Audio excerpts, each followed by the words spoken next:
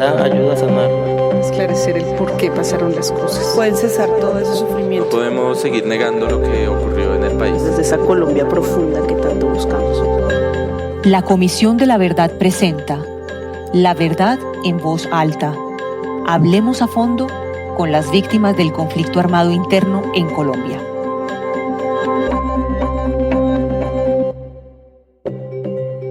Muy buenos días para todos, queridos oyentes. Los saluda Claudia Morales y les doy la bienvenida a otro episodio de La Verdad en Voz Alta. Como les hemos contado a lo largo de estos programas, estos sábados, este espacio está diseñado para darle la voz a las víctimas del conflicto armado en Colombia y de paso darle también la voz a algunos de los territorios más olvidados de nuestro país.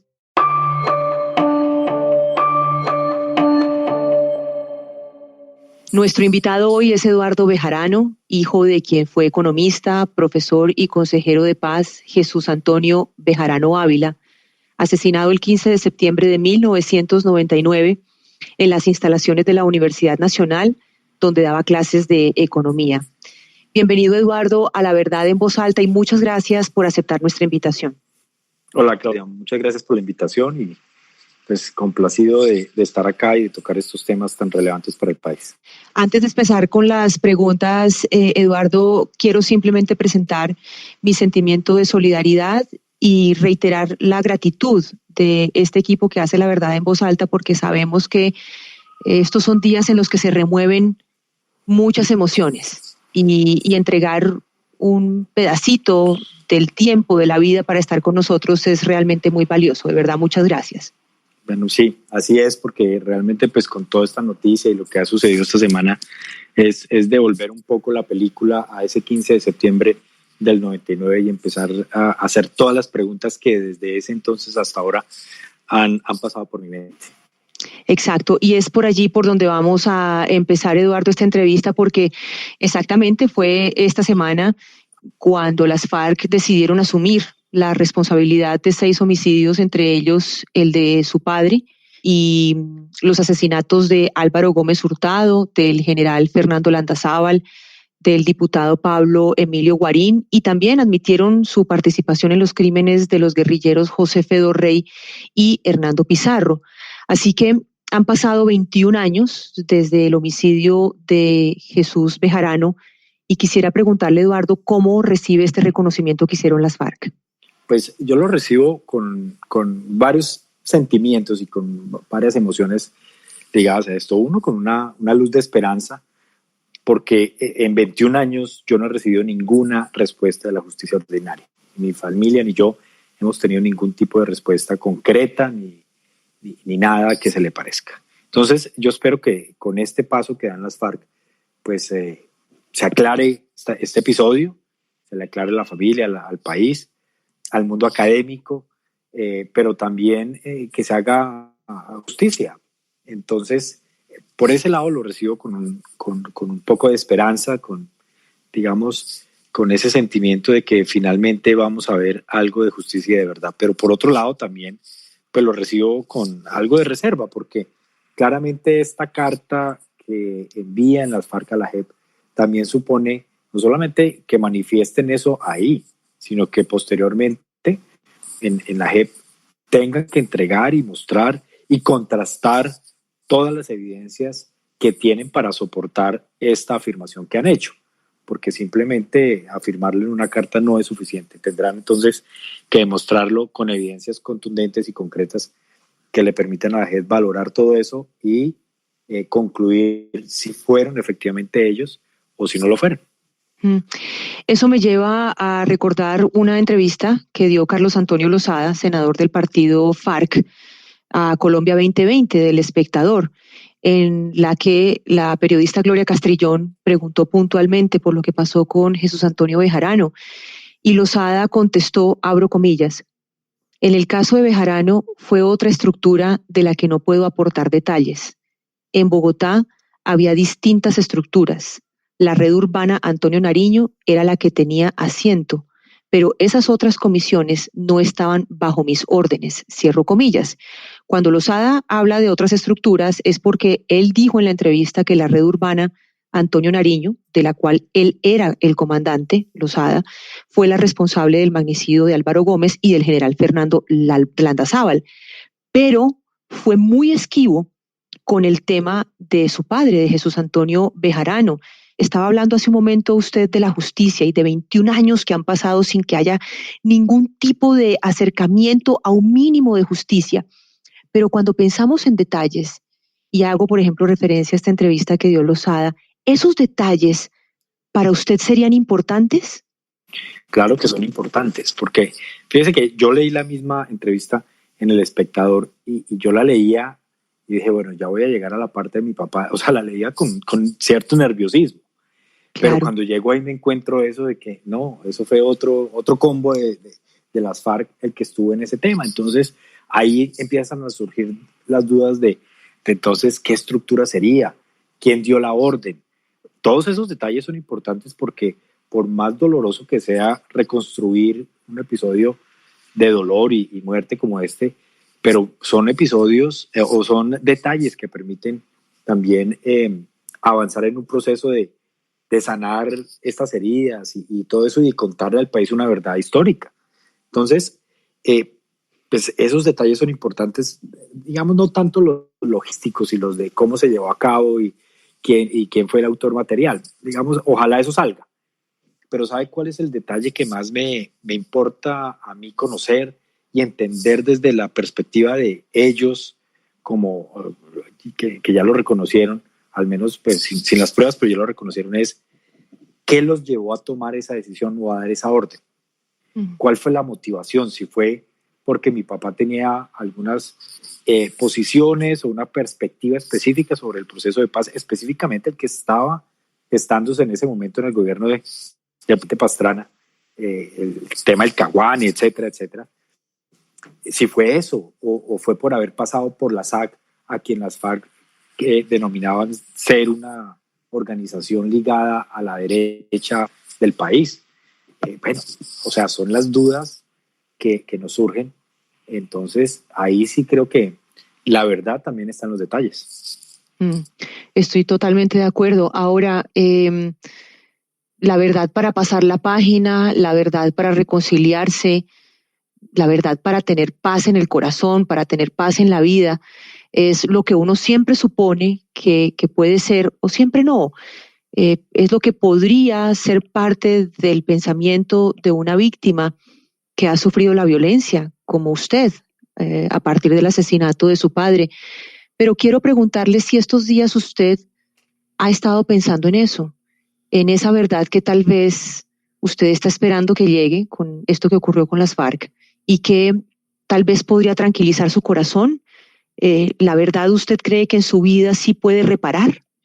Pues la verdad es que uno no puede ubicarse en un solo momento en el tiempo y 21 años permiten decantar muchas emociones y muchas percepciones y muchos odios, bueno, muchas cosas. Uh-huh. Y claramente si esto hubiera pasado hace muchos años, mi reacción tal vez hubiera sido distinta. Pero a través del tiempo y sobre todo viene un proceso de paz que genera dudas a mí como víctima, a pesar de que no me gusta denominarme como tal. Pues viene ese proceso, entonces uno dice, bueno, seguimos en la misma, etcétera, toma una actitud proactiva. Y por eso es que creo que hoy, visto en perspectiva y después de este anuncio, las cosas se toman con más calma. Y entonces uno dice, bueno, hay cosas que ya no se pueden remediar, hay cosas que ya no se puede volver el tiempo, pero sí entender este asunto por el país, porque finalmente mi papá hizo aportes desde muchos sentidos que le sirven o que le sirvieron al país. Inclusive Humberto de la Calle, cuando estaban en la negociación, también hizo en algún momento referencia a lo que mi papá pensaba sobre la metodología de la negociación y todo eso. Pero entonces, visto hoy, yo digo, bueno, es importante entender, a pesar de que el corazón ya ha sanado y que un poco esas rabias se han disminuido, pero sí es necesario. Yo sí creo que es necesario, pero también entiendo que es una opción absolutamente personal, porque yo le estoy hablando aquí como Eduardo Bejarano. Yo no sé qué está sintiendo mi hermana, ni mis tíos, ni los amigos de mi papá, ni los alumnos de mi papá, ni las personas que en el departamento del Tolima sentían un aprecio y un cariño especial por mi papá. Este es un tema personal y cada uno tendrá que asumir este proceso desde su propia visión y sus propios sentimientos. Claro, y por eso me cuido tanto e intento ser muy respetuosa con la manera de hacer estas preguntas, porque también estoy convencida de que todas estas emociones que tramitamos a partir de la violencia son absolutamente individuales. No me atrevería a hacer preguntas de estas de forma colectiva. Así que sí, comparto esa visión que intenta manejar todo lo que está pasando. Ahora, usted empezaba a decir lo que significaba Jesús Antonio Bejarano y quiero detenerme ahí, quiero detenerme en esa pregunta. ¿Qué representaba Jesús Antonio Bejarano para el país y sobre todo para la paz en el momento del atentado que le costó la vida? Pues fíjese que, digamos, eso hay que verlo desde varios momentos también de su vida y su trasegar profesional, porque él al principio hizo muchos aportes desde la economía, entendiendo el problema agrario, el problema, por ejemplo, el tema cafetero, el tema de la tenencia de la tierra.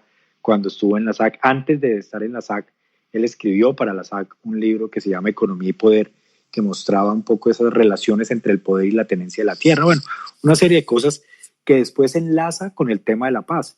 Y si uno se pone a mirar sus últimas contribuciones e inclusive lo que fue uno de los temas centrales del proceso de paz que se hizo durante el gobierno del presidente Santos, pues fue justamente el tema agrario, el tema de la tierra, el tema de la reforma agraria, reforma rural. De tal manera que pues él empieza y va como mutando, y en los últimos años, especialmente después de que vivió en El Salvador, que se fue embajador, pero allá él, más que dedicarse a los temas diplomáticos, se dedicó fue a estudiar y entender el conflicto armado en El Salvador, cómo se llega a esa negociación, cómo se gestó y cuál fue la dinámica misma de la negociación entre la guerrilla de ese país y el Estado. Entonces, después viene y en el externado y en la nacional sigue con sus contribuciones sobre el tema de la paz, obviamente con unas posiciones críticas, porque pues él era su carácter, era una persona crítica, una persona que pues tenía unas posiciones muy claras, pero que no eran compartidas por algunos sectores. Entonces, yo creo que en la última etapa intelectual de su vida, pues fue muy rica en ese sentido, en mirar desde un punto de vista crítico y práctico también el tema de la negociación de la paz en el país.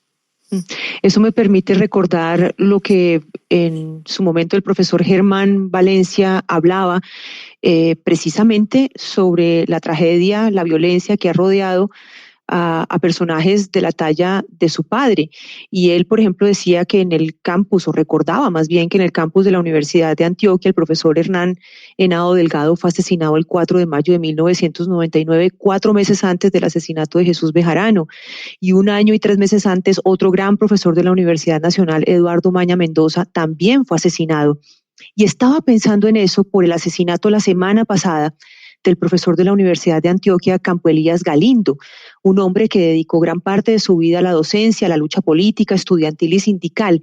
Y estoy citando solamente 3 nombres, Eduardo, pero la lista, bueno, 4 incluyendo el de Jesús Bejarano, pero la lista de maestros y pensadores víctimas de la violencia es espantosa. Así que se me ocurre una pregunta, y es ¿qué piensa del hecho de que el pensamiento crítico y la academia sigan atados a la violencia? Pues yo creo que eso demuestra que esta es una democracia imperfecta, porque aquí nos preciamos de tener instituciones y una serie de instancias que les permiten a muchos afirmar de que esta es más o menos la gran maravilla en términos democráticos, pero no es así, porque tanto en ese entonces, en la década de los 90, inclusive desde antes hasta lo que vemos hoy, es que el que piensa y el que es crítico se expone. O sea, pues uno esperaría que en una democracia el que es crítico y tiene posiciones, así sean muy, muy difíciles de digerir, pero que sean respetadas y que sean cuestionadas. Ok, eso está bien, pero no que a la gente se le silencie a bala simplemente por el hecho de pensar. Y el hecho de pensar parece que también pues, es un riesgo en un país como Colombia. Entonces yo creo que eso también está demostrando que tenemos una democracia bien frágil, unas instituciones que no son tan fuertes como muchos piensan y que realmente pues es algo que también tenemos que reevaluar como sociedad, porque pues me parece trágico que el libre pensamiento no sea respetado en el país. Justamente el día del asesinato de su padre, un comunicado de prensa que sacó la Universidad de los Andes registró así ese crimen. Esto tiene que ver con lo que estábamos hablando en la anterior pregunta. Abro comillas. Al asesinar a Jesús Antonio Bejarano se está atentando no solo contra el derecho a pensar, no solo contra la paz, también se está atentando contra la democracia, porque su lucha por la convivencia entre los colombianos fue también una lucha para lograr unas instituciones que encaucen y resuelvan los conflictos y las diferencias. Cierro comillas, es decir, muy en la onda de lo que usted me acababa de responder. Pero ahora entonces quisiera ir un poquito más allá, y es, ¿qué cree que es necesario hacer para lograr una transición hacia una paz duradera, pero sobre todo para lograr una convivencia sana y serena en Colombia? Pues eso sería, creo que una respuesta que daría para muchos episodios de este programa y de otros tantos. Es que este país está tan descompuesto y tan desajustado que uno no sabe por dónde empezar, pero yo solamente le voy a dar una respuesta por mi propia vivencia y por la que hoy cientos, si no es que miles o millones de colombianos sienten, y es la ausencia de justicia. Realmente el hecho de que muchas situaciones se resuelvan con violencia, a veces no es tanto un tema de que la gente sea violenta, sino que los cauces normales de resolución de los conflictos y de la solución de las controversias, pues no existen. Entonces, cuando tenemos tan altos niveles de impunidad, pues hay una insatisfacción gigante en el país, la violencia se exacerba y lo que vemos es esto, una impunidad vergonzosa como en el caso de mi papá. ¿Y qué decir? Pues porque era un catedrático, era una persona con cierto reconocimiento. ¿Qué puede esperar el colombiano del pequeño municipio que no tiene el reconocimiento, que no ha sido funcionario del Estado, que no, digamos, que está en otra dimensión? ¿Qué puede esperar esa persona en un país que no le ofrece justicia ni a los que están arriba, ni a los del medio, ni a los de abajo? Entonces, esa es mi mayor preocupación, la justicia tan frágil o la ausencia de la misma, para no ponerlo en palabras más adornadas. Eduardo, cuando asesinaron a Jesús Bejarano, a su padre, usted tenía 27 años y bueno, y usted lo decía también en otra de las respuestas, el tiempo ha pasado, se han decantado muchos odios, ideas, expectativas, pero sí quisiera preguntarle cómo se transformó el curso de su vida a partir de ese hecho de violencia. Pues fue muy duro porque pues al principio era rabia y se lo digo porque la sentía físicamente, sentía una rabia absoluta y pues pero también uno, vuelvo y le digo, eso lo va manejando y el tiempo también se encarga un poco de ir cambiando esas emociones, pero también fue una época que yo aproveché para conocer a mi papá, porque pues uno finalmente no termina de conocer a las personas. Entonces resultó que me volví muy amigo o empecé a tener cercanía con los viejos amigos de mi papá, amigos de la universidad, César González, Homero Cuevas, otros personajes que me daban su perspectiva de lo que era mi papá, con detalles inéditos, desconocidos. Entonces para mí también como empezar a buscar, y lo mismo en el Tolima, porque las raíces nuestras son tolimenses y pues el hecho de encontrarme con muchas personas con las que mi papá compartió diferentes escenarios en el Tolima, pues fue encontrarme o conocer a una persona o una faceta de una persona que tal vez yo desconocía. Entonces, para mí eso también fue una forma de mitigar un poco ese dolor y apreciar mucho más a la persona que tuve como padre. Quiero dejar por un momento la figura de Jesús Bejarano, la figura que conocimos todos, esa figura pública, imponente, importante, sabia, y quiero irme a la figura de Jesús Bejarano como papá. Y Eduardo, me gustaría que recordara de la mano de nosotros, para nuestra audiencia, algún hecho, alguna característica o alguna anécdota con la que usted recuerda a su papá. ¿Cuál es esa fotografía? ¿Cuál es ese momento que tiene siempre muy cerca de su corazón? Pues mire, yo, digamos, sí, uno guarda una colección de momentos y experiencias, pero creo que en la última etapa, cuando él sale de la SAC, no, estaba inclusive en la SAC en ese momento. Yo estaba estudiando en Inglaterra, mi hermana estaba en los Estados Unidos y fuimos a España. Nos encontramos allá y claro, ya era otra perspectiva porque nosotros, pues ya, tanto mi hermana como yo, teníamos un mayor grado de madurez intelectual o personal, si se quiere. Y entonces fue un viaje de unos 20 o 20 y pico de días yendo a varias partes y fue muy, muy interesante porque ya no éramos los niños de antes. Además, pues ninguno vivió con mi papá. Mis padres se separaron cuando éramos pequeños, entonces cada cual como que estaba en otro escenario, pero fue reencontrarnos con esa figura que estuvo parcialmente ausente por mucho tiempo, pero que siempre consideramos una figura de autoridad y de ejemplo. Entonces, esa última fotografía es la que yo conservo, de ese viaje tan especial, de ese viaje pues que nos marcó y que yo sé que también a mi hermana pues le representó algo muy bonito y que todavía conserva en su memoria, porque así en todo caso lo hemos comentado. Gracias por compartirlo. Y por último, bueno, pues usted hablaba de la democracia imperfecta y también, reitero, de la ausencia de justicia que es evidente no solamente en el caso de Jesús Antonio Bejarano, sino en muchos otros crímenes que han marcado la historia de nuestro país. Y bien, entonces, esto que estábamos comentando de las FARC, también un proceso imperfecto, el que se logró en el gobierno de Santos. Y entonces, me gustaría saber, Eduardo, si con todas y esas imperfecciones que caracterizan a nuestro país y a nosotros como sociedad, si sigue pensando que es posible lograr una Colombia en paz. Pues yo creo que sí, y se lo digo porque estuve inclusive en un par de comités promotores del sí cuando hubo el plebiscito, porque creo que esa es la única salida para miles de colombianos, la única salida que tenemos como sociedad, y además porque pues teniendo la oportunidad de estar en otro lado, he decidido no estar en otro lado, sino estar aquí. De hecho, en este momento estoy en el Tolima, porque creo que inclusive hay más fragilidad en estas regiones que en la misma Bogotá o que en las grandes ciudades. Entonces yo veo que este país, así tenga todas las imperfecciones y todos los problemas del mundo, y así el proceso de paz haya tenido todas las críticas y sea un proceso de paz imperfecto. Lo reconocemos y yo lo advierto así. Creo que es la vía y es la única alternativa que tenemos para mirar con mayor confianza hacia el futuro y no quedarnos pegados a esos problemas y a esas violencias que hasta ahora venimos arrastrando.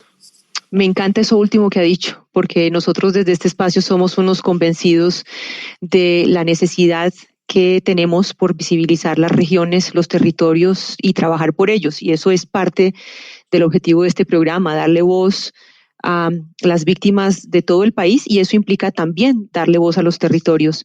Pues Eduardo, ha sido un placer tener esta conversación, también teniendo en cuenta un momento complejo, y como lo decíamos al principio de la entrevista, eso hace que tengamos mayor agradecimiento por el tiempo que le ha dedicado a la verdad en voz alta. Un abrazo muy grande. Bueno, muchas gracias por esta invitación. Siempre es grato recordar a mi papá en cualquier escenario, en cualquier medio.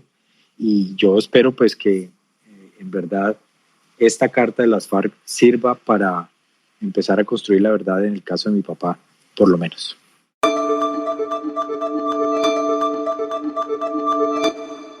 Pueden encontrar la entrevista con Eduardo Bejarano en la página comisiondelaverdad.co, en las redes sociales de la comisión y en las plataformas de Spreaker y de Spotify.